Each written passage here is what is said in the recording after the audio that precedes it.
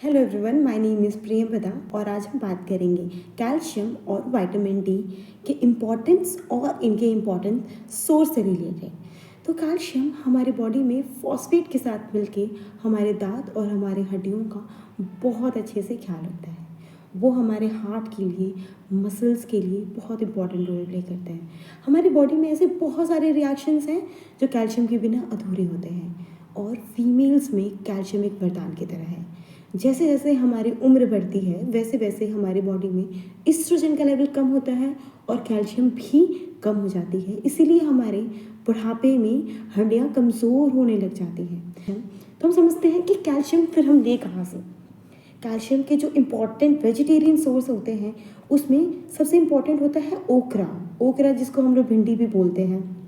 Spinach के अंदर बहुत अच्छे से कैल्शियम होता है।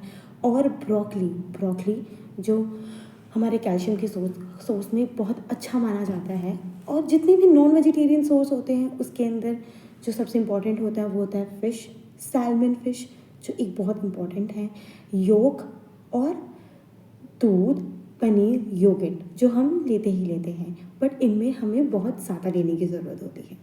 अब हम बात करते हैं विटामिन डी के बारे में।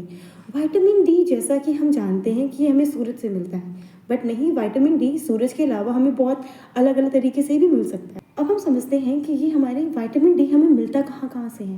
पहला तो सूरज हो ही चुका है, उसके अलावा विटामिन डी हमारे सारे नॉन वेजिटेरियन फूड्स में बहुत अच्छे अमाउंट में प्रेजेंट होता है, जिसमें हो गया हमारा लिवर, फिश, सैल्मन फिश और चीज़ एक बहुत इंपॉर्टेंट है जो विटामिन डी का गुड सोर्स हो सकता है।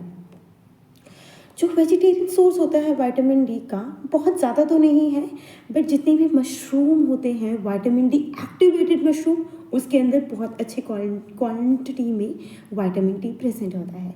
तो हमेशा याद रखिए, कभी भी कैल्शियम और विटामिन डी, अगर आप कैल्शियम ले रहे हैं तो विटामिन डी साथ में ज़रूर लीजिए, क्योंकि विटामिन डी कैल्शियम के एब्सॉर्प्शन में बहुत इम्पॉर्टेंट रोल प्ले करता है।